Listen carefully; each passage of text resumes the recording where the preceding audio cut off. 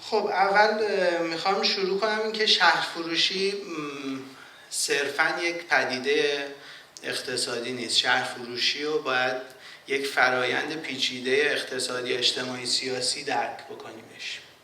یعنی فرایندی که نه تنها اقتصاد ما بهش داره گره میخوره، بلکه اجتماع ما هم بهش گره خورده و سیاست ما هم بهش گره خورده، که حالا باز کردن این شاید خیلی فضای به اصطلاح پیچیده تری میخواد و من بیشتر روی بحث‌های اقتصادی متمرکز هستم.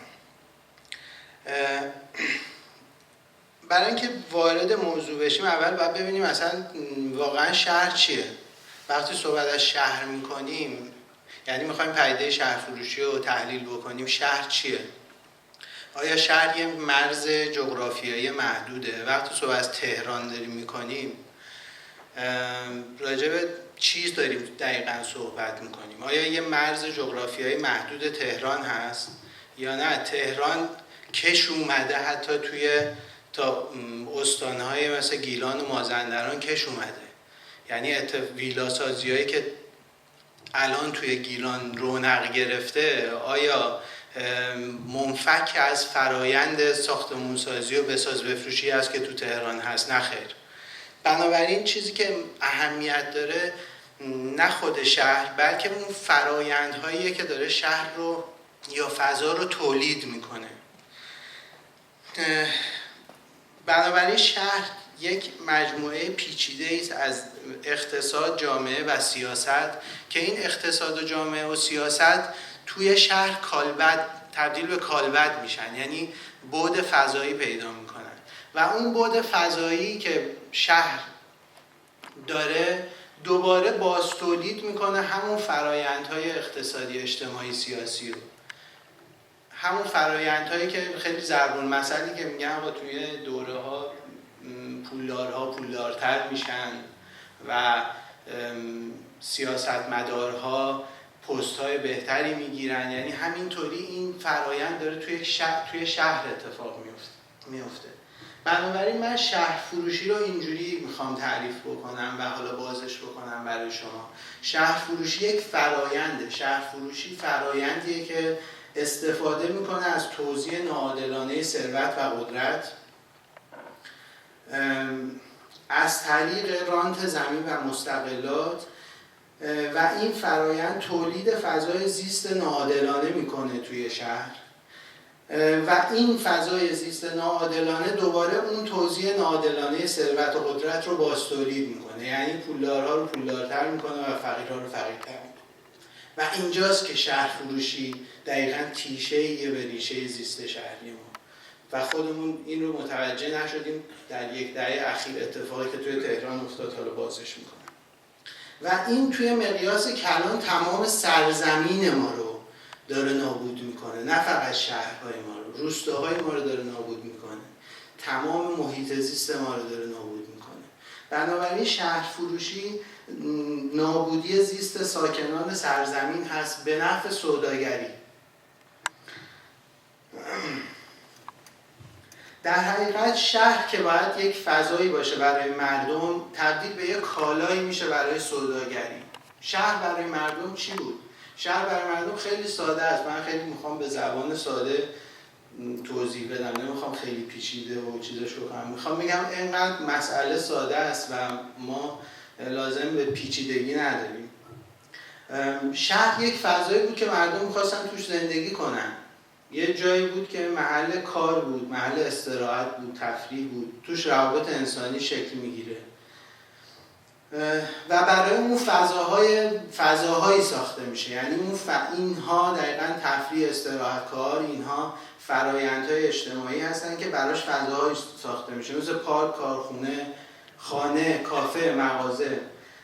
اما شهر وقتی تبدیل به سوداگری میشه دیگه تولید اون فضاها بر اساس اون نیازی نیست که مردم ساکنان اون شهر دارن، بلکه بر اساس به سمتیه که صرفاً در جهت افزایش سودآوریه.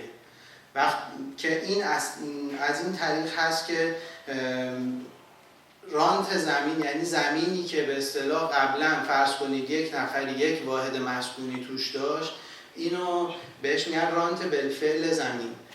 این رانت بالفعل زمین صرفاً ارزش مصرفی داشت، یعنی یک نفر داشت توش زندگی میکرد.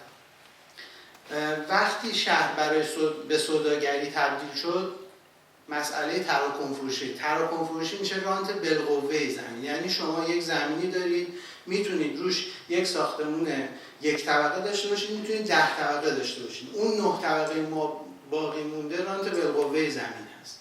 از طریق تخصیص رانت بالقوه زمین حد اکثر رانت رو دارین از اون زمین میکشین صرفاً برای سودآوری. اتفاقی که توی تهران داره میفته و افتاده و گره خورده وضعیتش. الان بیش از 500,000 واحد خالی توی تهران وجود داره، یعنی هیچکی نمیخره واحدها رو. پس این واحدها برای چی ساخته شدن؟ صرفاً برای سوداگری. و حالا توضیح میدم که اون وقت پول این سوداگری کجا میره؟ میره تو پورشه، میره تو خونه‌های 1000 متری، میره تو ویلاهای کلان، میره تو ویلا سازی‌هایی که توی ارتفاعهای بالای کوه داره اتفاق میفته و فضا تبدیل به کالایی دیگه. فضا نمیشه بستری برای یک فعالیت انسانی، بلکه فضا مثل یک کالایی میشه برای مبادله. یعنی شما میتونید یک خونه ای رو بخرید انگاری که مثلا یک طلایی خریدید و این خونه رو بذارید کنار، 10 سال دیگه این خونه رو با 50 برابر قیمت بفروشید. و این میشه فاجعه‌ای که شهرهای ما باش روبرو هست. و این حالا توضیح میدم که سرمایه مولد رو میبره زیر یوغ سرمایه نامولد. اتفاقی که توی بحث ساخت و ساز میفته سرمایه نامولد هست، یعنی ارزش اضافی تولید نمیکنه، در اقتصاد تأثیری نخواهد داشت و وقتی تمام اقتصاد روی سرمایه نامولد باشه سرمایه مولد رو از بین میبره. این سرمایه مولد صرفاً پول نیست، این سرمایه مولد تمام مهندسایی هستن که دارن کار میکنن و طی این 10 سال اخیر بیکار شدن، تمام کارخونه‌هایی هستن که از کار افتادن و همه این جریان تحت یک نامی داره اتفاق میفته که اسمشو همه میذاریم شهر فروشی. حالا این شهر فروشی از کجا شروع میشه؟ خیلی مهمه این موضوع. من میگم این یک گرگیه که در لباس میشه، یعنی میاد شروع میکنه با یک گفتمانی رو جاری کردن توی جامعه، مثل شهر مدرن که ما نیاز داریم که شهرهای ما مدرن بشن، ولی کسی نمیدونه واقعا شهر مدرن یعنی چی. همه مدرن رو در اتوبان‌های بزرگ و زیرگذرها و روگذرها و برج‌های بلند و مال‌ها می‌بینیم. ما نیاز به توسعه داریم. بازم توسعه یه ادبیات بسیار گسترده‌ای داره، ولی خب هیچ وقت این باز نمیشه این بحث که واقعا منظور ما از توسعه چیه. ما میخوایم مسکن تولید کنیم به خاطر اینکه کمبود مسکن داریم، ولی هیچ موقع این آمار داده نمیشه که واقعا آیا ما کمبود مسکن داریم و آیا تولید کردن این مسکن کسانی رو که مسکن ندارن صاحب مسکن خواهد کرد. یه بحثی که خیلی توی دولت جدید هم اتفاق افتاده، ما میخوایم نوسازی کنیم. ما بافت‌های فرسوده داریم به اصطلاح و بافت‌های فرسوده‌مون رو میخوایم نوسازی کنیم. میخوایم به تقاضای مسکن جواب بدیم. صنعت ساخت و ساز باعث اشتغال زایی میشه. بله میشه، ولی بعدش چنان اشتغال رو به زمین میزنه که دیگه هیچکی نمیتونه بلندش بکنه. باعث رونق اقتصادی میشه. بله میشه. شهرداری تهران بودجه‌اش چندین برابر شد طی 10 دهه اخیر، ولی به فاجعه‌ای تبدیل شد که الان هیچکی نمیتونه بیاد شهرداری تهران رو مدیریت بکنه. اما پشت تمام این حرفای زیبا چیه؟ صرفاً سوداگری است از طریق استفاده حداکثری از رانت بالقوه زمین که بهتون توضیح دادم و نتیجهش رو میتونید توی فیلمی به اسم مادرکشی ببینید که ما چطوری داریم سرزمین رو نابود میکنیم، شهرامون چطوری صنایعی که وابسته به شهرها هستند، وابسته به صنعت ساخت و ساز هستند، تمام منابع آبی رو دارن در مرکز کشور میبلعند و تبدیل به یک تیراهن و سیمان میکنند و تبدیل به یک ساختمانی میکنند که بعدش دیگه شهر آبی نداره که اصلا بخوایم توش زندگی بکنیم. اما بخوام حالا بگم که چه اتفاقی افتاده توی این مدت، این یک نمودار خیلی جالبیه که آقای احسان سلطانی تهیه‌اش کرده که خیلی سعی میکنم مختصر توضیحش بدم که شهر فروشی در حقیقت یک فرایندیه که ناشی از نهادینه شدن فساد رانتیه. یعنی فساد رانتی در تک تک اجزای ساختار ما شکل گرفته و تبدیل به یک نهادی شده، انگاری که بدون فساد شما نمیتونید شهرداری تهران رو اداره بکنید. یکی از دلایلی که مثلا شهردار نجفی به زمین میخورد به خاطر این است که شهرداری تهران چنان فساد درش نهادینه شده که بدون فساد نمیشه تهران دیگه چرخوند. اما چه اتفاقی افتاده توی یک دهه اخیر؟ توی یک دهه اخیر که الان میتونیم بگیم دقیقاً از دوره اول دولت نهم، رشد بهای نفت رو در جهان داشتیم، افزایش درآمد نفتی رو داشتیم. این درآمد نفتی دو تا وجه داشت. یه دونه این که باعث رشد نقدینگی شد، اما از طرف دیگه به خاطر اینکه اون نرخ ارز رو تثبیت نرخ ارز بود، باعث افزایش واردات شد و در نتیجه اینجا رو من نشون میدم که کاهش قدرت رقابتی تولید بود. یعنی خیلی ساده به شما میگم، انقدر پول دست آدم هایی که صاحب رانت بودن، یعنی صاحب ثروت و قدرت بودن، همون بی‌عدالتی ثروت و قدرته که اینجا شما میدین وفور تسهیلات بانکی ارزان، رانت و منابع مالی بادآورده. این رشد نقدینگی وقتی براش برنامه‌ای دیده نشد، تمام این نقدینگی که باید میرفت به سمت کارخانه ها و به سمت صنعت و به سمت تولید، همش تجمیع شد. تجمیع این سرمایه توی مسکن اتفاق افتاد، به خاطر اینکه صنعت ساخت و ساز تنها صنعتیه که شما برای مثلا فرض کنید یک ساختمون 4 طبقه ساده 1 میلیارد تومان پول میخواد. یعنی عدد خیلی زیاده. شما هر چقدر پول بریزید در صنعت ساخت و ساز باز هم کمه. به خاطر همین تمام این نقدینگی جمع شد توی مسئله مسکن و وقتی این اتفاق افتاد، حباب قیمتی شکل گرفت و بهای مسکن زیاد شد به خاطر سوداگری در بازار مسکن. از یه طرف دیگه قدرت خرید مردم پایین بود. چرا؟ به خاطر اینکه بیکاری افزایش پیدا کرد، به خاطر اینکه تمام صنعت ما تعطیل شد، تمام نهادهای مهندسی ما از بین رفتن، تمام سیستم برنامه‌ریزیمون از بین رفت و تمام اینها باعث فروپاشی بازار کاذبی شد که در اون دوره اتفاق افتاد. فروپاشی که اون بازاری رونق مسکنی بود که خودتونم مطمئنا میدونید دیگه. مثلا من که میرفتم سوپرمارکت هم داشت ساختمون میساخت. یعنی همه دیگه کسی نبود که تو کار ساختمون سازی نباشه. که حالا اینو بخوایم تبدیلش بکنیم به اینکه ببینیم چه اتفاقی داره میفته. اینکه نفت به عنوان یه درآمد رانتی میره توی بخش دولتی و یه سری هزینه میشه، هزینه‌های جاری و عمرانیش میشه.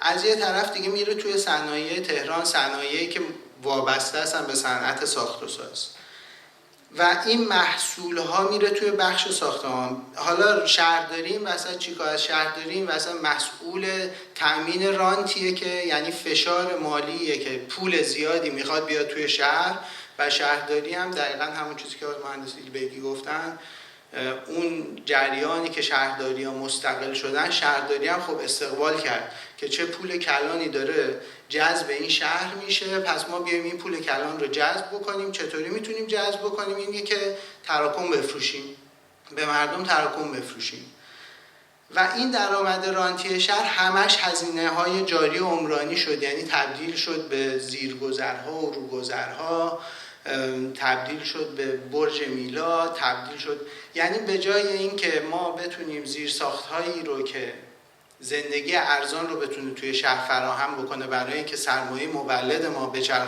چرخ اقتصاد رو به دست بگیره، ما زیرساخت‌هایی رو فراهم کردیم که صرفاً برای ما یک شو تبلیغاتی بود. اتفاقی که واقعا قالیباف این کار کرد، یعنی تمام تبلیغاتش کارهایی بود که در دوره شهرداری اتفاق افتاده بود و بخشی از این تبدیل به خرید کالا و خدمات میشه. خرید کالا و خدمات چی؟ خرید کالا و خدماتی که دارن وارد میشن. شما توی این چند سال اخیر میبینید که چقدر ماشین‌های مدل بالا و نمیدونم ماشینایی که مثلا فرض کنید شما تو دبی و اینا میبینید توی شهرهای ما مثلا پرن. یعنی تمام این پول به جایی که وارد اون چرخه اقتصادی بشه از اون چرخه بیرون رفت و تبدیل به مصرف شد و از بین رفت تمام اون پول رانتی که این مدت بود. بنابراین شهرفروشی مسیر تخریب اقتصاد شهریه. چرا؟ این همون مدار نامولد و مدار مولده. به خاطر اینکه مدار مولد تولید فضا رو به دنبال یه محیط کار و محیط اجتماعی بدون تنشه، به دنبال ارزان کردن هزینه مسکن برای نیروی کاره. به خاطر اینکه اگر هزینه مسکن رو زیاد بکنه نیروی کار تقاضای حقوق بیشتری میکنه و این باعث میشه که هزینه به اصطلاح نیروی کار توی اقتصاد کلان زیاد بشه و ارزش اضافی رو از طریق تولید ارزش مصرفی به دست میاره. به دنبال یک چنین جریانیه. به خاطر همینه که مدار مولد تولید به دنبال نوآوریه، به دنبال خلاقیت، ایده‌های خلاقانه رو به دنبالشه. چرا؟ به خاطر اینکه میخواد ارزش مصرفی تولید بکنه و از اون ارزش مصرفی بتونه یک ارزش اضافی تولید بکنه. اما مدار نامولد به دنبال چیه؟ مدار نامولد صرفاً به دنبال ارزش سوداگریه. ارزش سوداگری یعنی چی؟ ارزش سوداگری یعنی اینکه هر چقدر من بتونم این جریان رو، اون محصولی رو که دارم ارائه میکنم گرونتر بفروشم، من برندم. بنابراین شهر به مرور زمان گرون میشه و وقتی گرون میشه چه اتفاقی میفته؟ مردم، جامعه میفته تو حول و ولا اینکه ای وای ما خونه نداریم و امسال سال دیگه ممکنه نتونیم خونه بگیریم، بنابراین تمام پسندازمون و تمام اندوخته هامون و طلاهامون، همین اتفاقی که تو تمام خانواده‌های ما هست، من دیگه بیشتر از این توضیح ندم که اسمش رو من میگم جذب پسنداز و نقدینگی میشه. بنابراین با مدار نامولد تولید، با بالا بردن هزینه زندگی و هزینه تولید و مکش نقدینگی و پسنداز، یعنی شما الان نگاه کنید تمام پسنداز یک خانواده اولین جایی که مصرف میشه توی مسکن، باعث از پا در اومدن مدار مولد میشه و نتیجه چی میشه؟ نتیجه‌ای که الان ما باهاش مواجهیم. اول رکود تورمی اتفاق میفته، یعنی قیمت ها همینجور میره بالا اما هیچ که خرید و فروش نمیکنه توی بازار مسکن و بعد تبدیل به قفل شدگی میشه، یعنی بازار مسکن قفل میشه و این بازار دیگه نمیتونه دوباره اون جریان اقتصادی رو دنبال بکنه. اتفاقی که توی 3-4 سال اخیر افتاده. بعد چه اتفاقی میفته؟ تمام یه تیپ آدم هایی که سرمایه های کلانی از این جریان به جیب زده بودن و همه اینا همین زیست شهریه که از ما سلب شده. یعنی کوچه هایی بوده که ما قبلا 5 تا خانواده توش زندگی میکردن ولی به خاطر سوداگری یه عده آدم تو اون کوچه های 50 تا خانواده زندگی میکنن. پارکینگ توش مسئله میشه، ناامنی توش مسئله میشه و این همین زیست شهری ماست که داره ریشه در میاد به خاطر سوداگری یه عده آدم. خیلی ساده بخوام توضیح بدم اینه که مدار مولد فضای شهر رو همچون برای مدار مولد تولید فضای شهر همچون ابزار تولیده. هرچه این فضا مجهزتر، یعنی فرض کنید برای مدار مولد شهر مثل یک کارخانه‌ایه که هرچه این فضا مجهزتر، کارآمدتر و ارزان‌تر باشه، تولید در آن پیشرفته‌تر و رقابتی‌تر، یعنی قابل مبادله تر است و هرچه قابل مبادله تر باشد بقای چرخه مدار مولد تولید بقاش تضمین یافته تره. اما برای مدار نامولد فضای شهر را به میل خود برای ارزش سوداگری سامان می‌دهد. یعنی مثل بزرگراهایی که یا زیرگذر و گذرایی که توی شهر داره اتفاق میفته، فقط برای اینه که این شهر همینجوری گسترده تر بشه که بتونه زمین بیشتری رو بگیره برای اینکه روش ساخت و ساز بیشتری انجام بده.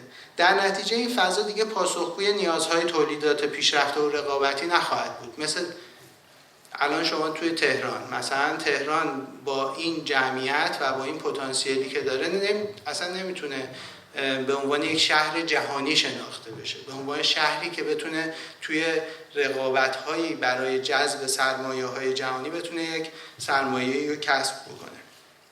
پس صرفاً تمام این سرمایه‌ها در بازار مسکن شده. اما بیایم یه چند تا نمودار ببینیم که به اصطلاح اثباتیه بر این ادعایی که من دارم، که ببینید در دوره رشد درآمدهای نفتی چطور شاخص درآمد اقتصادی بخش ساختمان افزایش پیدا کرده. دقیقاً در همون دوره. ببینید وضعیت مالکان و اجاره نشین ها چطور تغییر کرده. از سال 1385 همینطور که میبینید، این هم 1395 هست که اجاره نشین ها چقدر افزایش پیدا کردن و مالکین چقدر کاهش پیدا کردن. یعنی این سلب مالکیت تبدیل به پول شده، مستقیم رفته تو جیب بساز بفروش. اینجوری خیلی زبان ساده بخوام بگم، این گپی که بین سال 1385 و سال 1395 شده. از طریق چی؟ پروژه‌های مشارکتی که من تو یک واحد ساختمونی داشتم زندگی میکردم تو زمینم، انقدر در خونم اومدن کوبیدن که آقا بیا مشارکت کن و من مشارکت کردم و از دست دادم اون زمینی رو که برای من ارزش داشت، توش یک سبک زندگی داشتم و حالا دیگه ندارم. یا شاخص هایی که اینجا سال 84 با سال 91 داره مقایسه میشه. نسبت نرخ مالکیت از 71.5% به 66% کاهش پیدا کرده. شاخص دسترسی خانوار به مسکن، یعنی سالهای انتظار برای صاحب خانه شدن که از نسبت قیمت مسکن به کل درآمد سالیانه به دست میاد. برای کل کشور 8 سال بوده، یعنی شما 8 سال پولتون رو پس انداز می‌کردید میتونستید یه خونه بگیرید در سال 84 و در سال 91 شده 12 سال. این زمانی رو که شما انتظار باید بکشین برای مسکن که میتونست روی کیفیت زیست شما تأثیر بذاره، این 4 سال تبدیل به پول شده رفته تو جیب بساز بفروش. شاخص دسترسی با نرخ طبیعی پس‌انداز، یعنی 1/3 درآمدتون شما پس‌انداز می‌کردید برای کل کشور، 24 سال بعد خونه می‌خریدید، 24 سال تبدیل شده به 36 ساله در سال 91، یعنی 7 در کمتر از 7، یعنی 7 سال به یه چنین وضعی کشیده شده. سهم زمین در قیمت تمام شده مسکن از 48% تبدیل شده به 54%. یعنی با این حال که ما تراکم رو افزایش دادیم و قاعدتاً باید سهم زمین کمتر می‌شده، ولی سهم زمین بیشتر شده. این یعنی اینکه چقدر زمین بازا سود کردن تو این دوره. شاخص فقر مسکن، یعنی 24% زیر خط فقر بودن در سال 84، این تبدیل شده به 33% و این شاخص در آلمان 2%. و آلمان جزو کشورهایی که اصلا درصد مالکیت خیلی پایینی هم دارن، یعنی مردم دنبال خونه خریدن نیستن، به خاطر اینکه شما خیلی راحت میتونید سالها توی خونه اجاره زندگی بکنید و دولت از شما حمایت میکنه. یعنی این بحثا اتفاقا در سرمایه دارانه ترین کشورها داره اتفاق میفته و ما از اونها بدتریم. یا تعداد بلند مرتبه‌ای که توی تهران در سال 60 تا آخر 69 3 قطعه ساخته شده، یعنی در زمان جنگ. دقیقا وقتی جنگ تموم شده و دقیقا همون جریانی که آقای مهندس ایلبگی گفتن که شروع کردن به تراکم فروشی، تبدیل به 225 قطعه شده و این همینطوری ادامه پیدا کرده توی سالهای مختلف. و این جریانی است که شما تهران رو میتونید در سال 1985 یا میشه 1364 این تهران 1364 هست و این تهران 1388 است و همه این گسترش که بهش اضافه کنید تمام هزینه هایی که توی بزرگراه کشیدن ها اتفاق افتاد، تو 2 طبقه کردن ها اتفاق افتاد و تمام این هزینه هایی که طی این سالها که میتونه صرف رفاه مردم بشه تبدیل به این تهرانی شد که شما دارید میبینید. حالا بخوایم زوم کنیم روی تهران ببینیم چه اتفاقی افتاد. زمانی که طرح جامعه تهران تصویب شد، طرح جامعه به دنبال یعنی یک مطالعاتی روش انجام شده روی طرح جامعه و به این نتیجه رسیده که افق جمعیتی شهر تهران 8.7 میلیون هست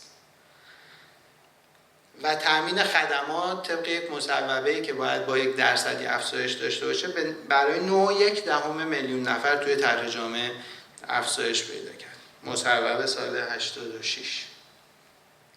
اولین فشار رو آوردن. کیا آوردن؟ همین نیروهایی که ناعادلانه ثروت و قدرت رو به دست گرفتن و دارن ازش نفع میبرن. اینکه آقا برای جلوگیری بکنیم از رکود ساخت و ساز و بازار مسکن، جمعیت رو بکنین در طرح جامعه 10.5 میلیون نفر و جمعیت شد 10.5 میلیون نفر، یعنی از 8.7 خیلی راحت چند میلیون بهش اضافه شد. یک روز قبل از این که طرح جامعه رو ابلاغ بکنه شهر، به اصطلاح شورای عالی معماری و شهرسازی، یک جلسه شهرداری تهران برگزار کرد با دولت وقتی آقای احمدی نژاد باشه و افق جمعیتی تهران به 13 میلیون نفر افزایش داد. خیلی راحت یک معامله‌ای کردن با دولت، شهرداری با دولت.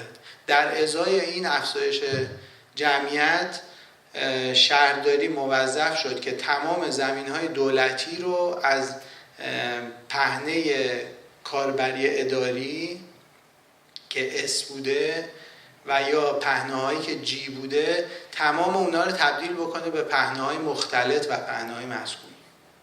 یک چنین معامله‌ای چه کسانی کردن؟ کسانی که ناعادلانه ثروت و یعنی کسانی که روی صندلی اشتباه نشسته بودن و برای منافع خودشون و گروه خودشون داشتن می جنگیدن. و این فاجعه‌ای شد که خود طرح جامعه هم یعنی از چشم اندازش ساقط کرد و نتیجهش چیزی نیست به غیر از همین آلودگی ها، به غیر از ترافیک. اینا همه زیست شهریه که توی تهران از بین رفته و توی شهرهای دیگه هم داره همین اتفاق میفته. مثلا فرض کنید توی شمال الان هر پروژه‌ای که میخواد اجرا بشه میگه آقا شما برای پیک ترافیک که وقتی مسافر هست، خب وقتی مسافر هست که بله شما برای اون بخوای طراحی کنی، یعنی برای مثلا در کل 365 روز سال میخوای برای 90 روز طراحی کنی، خب بقیه روزا مردم اونجا میخوان زندگی کنن، چرا اونو نمیبینی؟ و اون ترافیکی که فقط مسافرات اون توی خیلی موقتی تولید میکنن میبینی. این میشه نتیجهش واحدهای خالی که توی برج‌ها اتفاق میفته. همین توی منطقه 22 چقدر ما الان برج خالی داریم و برای اینکه برج‌های خالیشون رو بفروشن دریاچه چیتگر رو زدن، بوملند رو زدن برای اینکه بتونن جذب جمعیت بکنن، اونجا یک ارزشی پیدا بکنه که بتونن برجاشون رو بفروشن. یعنی چقدر محیط زیست رو نابود کردن، دقیقاً تیشه زدن به ریشه زیست شهری فقط برای اینکه برای سوداگری. مال‌هایی که خالی مونده، یعنی بعد از اینکه ساختمون سازی توی حوزه مسکن به رکود خورد، بخش عظیمی از این سرمایه‌ها رفت به سمت مال سازی، پشت سر هم مال پشت مال، نمیدونم مگا مال و اطلس مال و فلان مال و بسار مال، هم اتفاقاً سرمایه گذارانش کسانی بودن که ناعادلانه ثروت و قدرت رو تصاحب کردن و شروع کردن به مال سازی، با قیمت‌های کلان فروختن و واقعاً بدبخت اون کسی شد که اون مغازه رو خرید برای اینکه یک کسب و کاری اونجا راه بندازه، به خاطر اینکه اون کسب و کار هیچ وقت رونق نگرفت. تو بسیاری از این مال‌هایی که توی تهران اتفاق افتاده، همین الان همون جریان کشیده شده به سمت مازندران. الان شما تو مازندران جریان مالسازی رو می‌بینید و گیلان هم اگر فکری براش نکنیم چند سال دیگه به همین سرنوشت آلوده میشه. فقط این نبوده، منابع ملی و سرمایه‌های ملی ما رو به کامران جویان دود کردن و رفت هوا. حتی سرمایه‌های نمادین ما رو، سرمایه‌هایی که یه زمانی نماد تهران برج آزادی بود، مجلس ملی که توش مشروطه اتفاق افتاد و چه تاریخی داره، الان توی یک فضاییه که داره نابود میشه، از بین میره و فضاهایی دارن تبدیل به نماد تهران میشن که فضاهای جدید هستن. این فضای جدید فضاهاییه که صرفاً برای جذب جمعیت به اون مناطقی هست که به دنبال رانت‌های جدید هستن، مثل سعادت آباد، اینور اونور، جاهایی که اون تاریخ رو ندارن. بافت‌های جنوب شهر ما رو فرسوده نگه می‌داره این جریان، به خاطر اینکه توی بافت‌های جنوبی شهر ارزش سرمایه‌گذاری و ارزش رانتی توش وجود نداره و در نتیجه این بافت‌ها همینجور فرسوده و فرسوده‌تر میشن. این بنابراین شهر چیزی که دولت الان انگشت گذاشته روش و به اسم بازسازی و نوسازی بافت‌های فرسوده ما میخواد توش سرمایه گذاری بکنه، دقیقاً مسئله شهرفروشیه و دولت نمیتونه بدون صرف هزینه و بدون صرف تمهیداتی صرفاً بسپره به بخش خصوصی و بگه بیاین بافت‌های فرسوده، که البته این خودش یه جلسه مجزا داره و این بازتولید فقر میکنه. چقدر همین الان ضریب جینی ما افزایش پیدا کرده و بنابراین مسئله فقر رو حادتر میکنه. اما این جریان همینطوری خزیده اومده تا سمت گیلان هم داریم میبینیم. نمونهش همینی که دارید میبینید، زمین هایی که همش تفکیک شدن و دارن فروخته میشن برای ویلا سازی، برای به تهرانی‌ها و سایر کسایی که میان شمال و از همون فضایی که خودشون تولید کردن، همون فضای شلوغ و آلوده‌ای که خودشون تولید کردن، میخوان فرار بکنن و بیان به این سمت. یعنی الان هم گیلان به این جریان دچار شده، یا همین ویلاهایی که دارید میبینید عکساشو دیگه. و این جریان مناطق آزاد ما هم، منطقه آزاد انزلی نمونهش این آگهیه که من توی اینترنت پیدا کردم. یعنی منطقه آزادی که باید یک هاب تجاری مهم باشه، خودش داره تبدیل میشه به ویلا سازی و دوباره همین شهر فروشی به اصطلاح و این فاجعه است واقعا. ساخت و سازهایی که غیر استاندارد هستن، این مهندسین ما رو دلخوشن از این که خب حالا اگر یک رونق ساخت و ساز اینجا اتفاق بیفته، ما مهندسا هم میتونیم یک کاری اینجا، دستایی که چنین چیزی نیست. انقدر قدرت دارن اون ساختارهای قدرتی که توی بساز بفروشی هستن که اصلا مهندسین رو بهشون اجازه کار نمیدن. شما همین الان ببینید فساد شدیدی که توی نظام مهندسی توی تهران حتی وجود داره. و آخرش دوباره میرسم به همون عکس اولم که دقیقاً ما از شهرمون چی میخوایم. یه خورده شهرمون رو درست‌تر ببینیم و ببینیم چقدر ما شهرهای انسانی داریم. خصوصا توی شهر مشخصا دارم راجع به گیلان صحبت میکنم. اتفاقا این بازار انزلیه.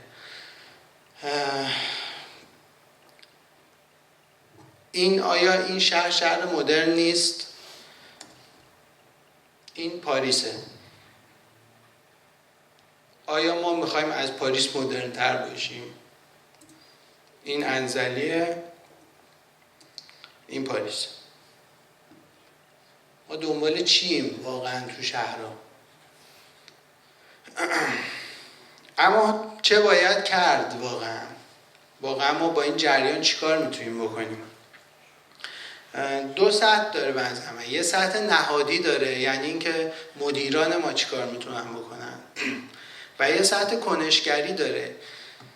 توی این فیلم هم شما دیدید، توی این فیلم به زبان ساده داشت میگفتش، همون استادی که رفت یه ذره یاد گرفت از همون رولار استودیو بود، همچین چیزی بود اسمش، که من نصف دیدم این فیلمو، بعد بهش گفتش که پسر برو دیگه شروع کن به کار کردن، مردمو بهشون پوش کن که یه کاری بکنی. بنابراین این مسئولیت تک تک ماست. ما مسئولیتمون فراتر از رأی دادن باید باشه. ما مسئولیتمون باید مداخله بکنیم به جریان‌هایی که داره توی شهر اتفاق میفته. تک تک ماها، چه معمار باشیم چه شهرساز و به عنوان کسایی که توی این شهر داریم زندگی میکنیم. من اینا رو لیست کردم که باید طرح جامع التفصیلی شهر رو با دقت بررسی بکنیم. سازوکاری باید براش دیده بشه که نظارت دوچندان داشته باشه بر این افق جمعیتی که به هیچ عنوان این افق جمعیتی نباید بیشتر بشه، به خاطر اینکه از روی یک مطالعاتی اتفاق افتاده. راجع به انزلی دارم میگم. واقعا سهم شهر انزلی از منطقه آزاد انزلی چیه؟ منطقه آزاد انزلی اصلا برای چی شکل گرفت؟ برای اینکه شهر انزلی بود. پس چه سهمی داره شهر انزلی از اینکه یک منطقه آزاد داره همینجوری میمکه تمام چیزی رو که میتونست به صورت بالفعل بیاد توی شهر انزلی؟ پس این باید پیگیری بشه در حوزه نهادی، یعنی کسایی که در شورای شهر هستن و شهردار هستن باید این رو پیگیری بکنن و ما باید این رو مطالبه بکنیم ازشون. اگر نمیتونن این رو پیگیری بکنن، خب واقعا به نظر من جای اشتباه نشستن. باید یه آدمی بیاد بشه شهردار انزلی که بتونه این رو پیگیری بکنه. شکل‌گیری هسته پایش شهری و اطلاع رسانی به مردم، این خودش یک کار، یه پروژه‌ای میتونه باشه واسه یه گروه کنشگرای شهری. شناسایی ویژگی‌های خاص زیستی در محلات شهر انزلی و اون رو بولد بکنیم، اون رو به عنوان برند شهر انزلی باید باشه. شهر انزلی خودش میتونه برند خودش رو داشته باشه، به جای اینکه به قول آقای ایلبگی اون مدل تهران رو که مدل شکست خورده‌ایه و همین الان ما میدونیم آینده این مدل چه خواهد شد، بیاره اون مدل رو پیاده بکنه در شهر انزلی. طرح‌های شهری رو نقد بکنیم. باید شورای شهر موظفه که طرح‌های شهری رو منتشر بکنه و آدم‌ها بتونن راجع بهش نظر بدن. الان کی میدونه تو شهر انزلی چند تا پروژه شهری داره اتفاق میفته؟ اصلا هیچ کی فقط تو انزلی نیست، الان تو تهران هم مردم تهران راجع به محله مثلا خود ما پروژه تهیه میکنن و خود ماها هیچ نقشی توی این نداریم. میخوام بگم تو همه این شهرها باید این اتفاقها بیفته. جنبش شهر آرام یه چیزی که من خودم به ذهنم رسید واقعا برای شهر انزلی میتونه اتفاق بیفته، چیزی که توی هزاران کشور اتفاق افتاده. یعنی در جریانی که هی میخواد بگه آقا ما مسیر توسعه‌مون به سمت کلان شهر باید بره و ال و بل و شهر تند و فلان و فلان، اتفاقا نه، شهر انزلی میتونه یه شهر آروم باشه و این میتونه اصلا برند شهر انزلی باشه. انزلی شهر آروم، شهری که آدم ها میتونن پیاده توش قدم بزنن. به کجا میخوایم بدویم اینقدر؟ ساخت و سازهای غیرقانونی، تغییرات در روستا، تغییر نگاه ابژه‌گونه گردشگران از طریق بیانیه، برگزاری جلسات، گفتگو، همین اتفاقی که واقعا اینجا افتاده عالیه به نظر من. تئاترهای خیابونی میشه برگزار بشه. گروه‌های خیلی زیادی هستن، قطعا گروه‌های تئاتری هستن که توی انزلی ممکنه بیکار باشن، اونها میتونن فعال بشن.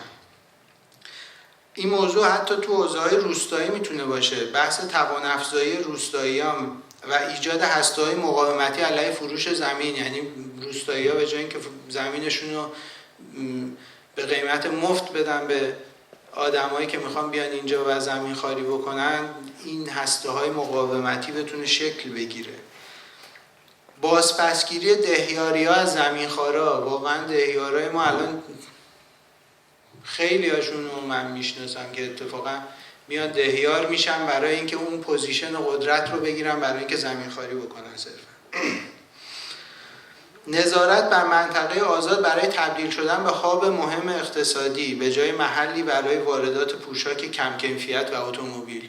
الان منطقه آزاد اقتصادی انزلی چیکار داره میکنه؟ یه چند تا مال زدن که لباسای مثلا ارزون قیمت دارن میفروشن و همینجوری ماشینای آخرین مدل در میاد که تو گلسار رشت همینجوری بخوام دور دور بچرخن. واقعا این اگه منطقه اقتصادی خب باید تعطیلش کرد. و در یک کلام کاری که باید بکنیم بازپسگیری شهر از چنگال غول ساخت و سازه و اگر این رو دو دستی تقدیم شهر انزلی رو که هنوز پتانسیل اینو رو داره که این اتفاق توش نیفته دو دستی بدیم به غول ساخت و ساز، میشه وضعیتی که مثل تهرانه که توی تهران هر چقدر هم خوشبینانه ترین حالت نیروهای جدیدی که تو شورای جدید اومدن تلاش میکنن که این رو از چنگال این ساخت و بساز بفروشا در بیارن، نمیتونن و ما انزلی رو راحت ندیم به غول ساخت و ساز. تمام.